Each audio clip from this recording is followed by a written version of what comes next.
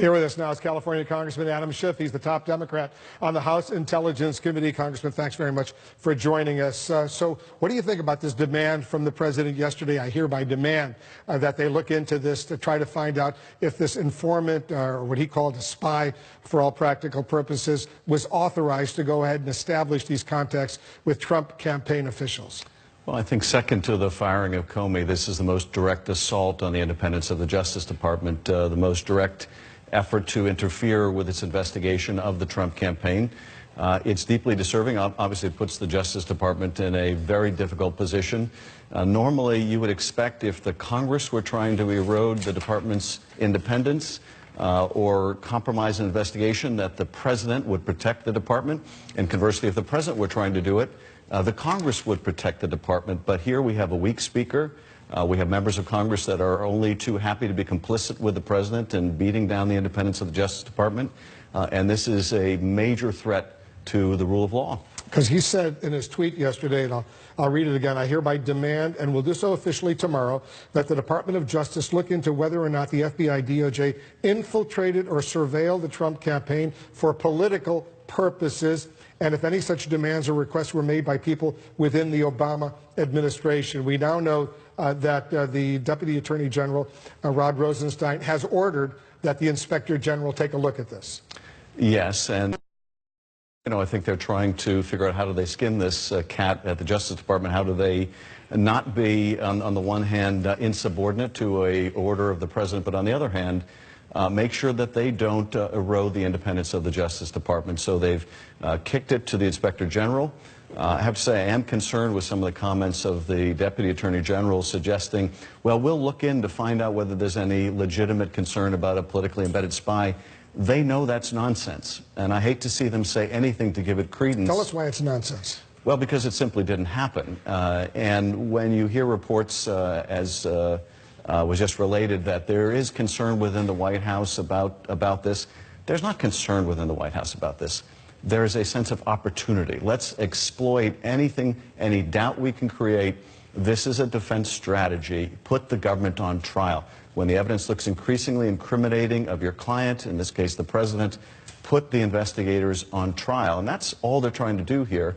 And the question is, will the Congress go along with it? And sadly, you have a few members of Congress who are actively helping the president in this, and then the rest, in terms of the governing party, are remaining silent. Do you have confidence in the Inspector General, Michael Horowitz, who's now been charged with looking into this?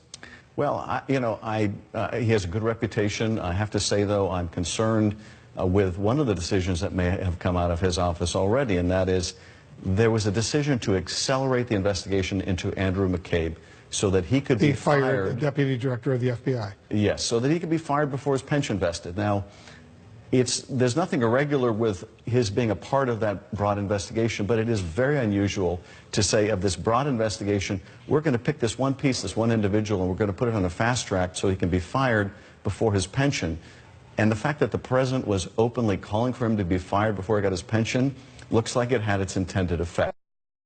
And if that's the case, then the independence of the Inspector General is at risk. And so there are lots of concerns, both in terms of the department, its Inspector General, but more broadly, we see a wholesale assault on the rule of law and the ability of Bob Mueller to get to the truth. Some have suggested there could be a constitutional crisis as a result of this order from the president. Do you see that? It's very possible. This president gives every indication that as the evidence mounts against him, he is willing to take more and more dramatic steps to protect himself, to protect his family. Right now, that means ordering an investigation of the investigators. Should Bob Mueller follow the money, should Bob Mueller get too close to what the president thinks would completely compromise him, you could see him firing Mueller or firing Rod Rosenstein. So we may be on that slow-moving path to a Saturday night massacre. According to all the reports, this confidential source, an academic, an American academic in Britain, was instructed to go ahead and establish contacts with 2 or 3 Trump campaign officials to try to find out what they know about Russian interference in the presidential election and hacks of Hillary Clinton emails, DNC emails.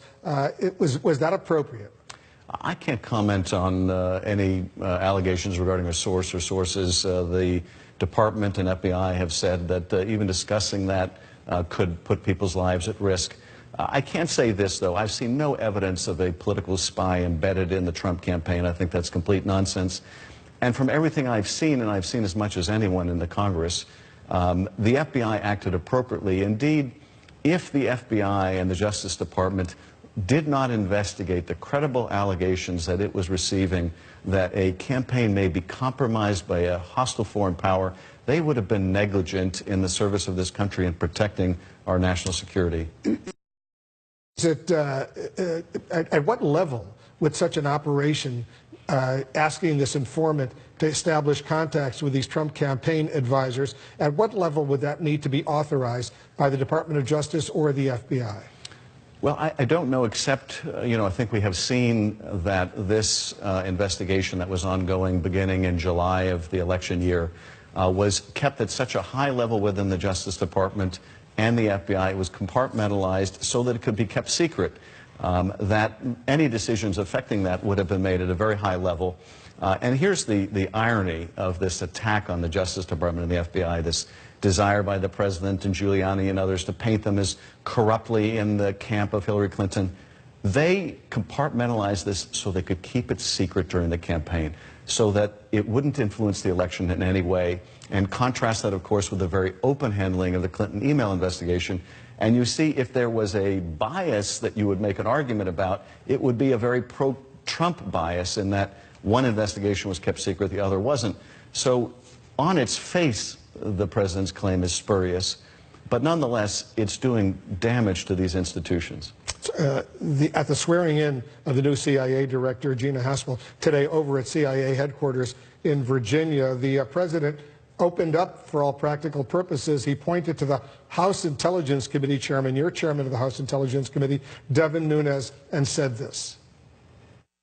And a very courageous man. He's courageous.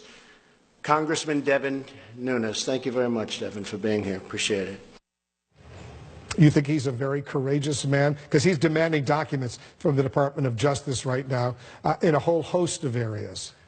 Courageous is certainly not the word that I would use. But look, there are essentially four horsemen for the president in the House of Representatives. There's Devin Nunes and Trey Gowdy. There's Jim Jordan and Mark Meadows. And they do the president's dirty work in the Congress. In this case, it is demanding information they have no right to see in an effort to interfere with the Mueller investigation, in an effort to give the president cause to fire people, to feed information to the Trump defense team. And we have a weak speaker who's not willing to stand up to them. And I think when the history of this chapter is written, it will be very critical of how complicit the Congress was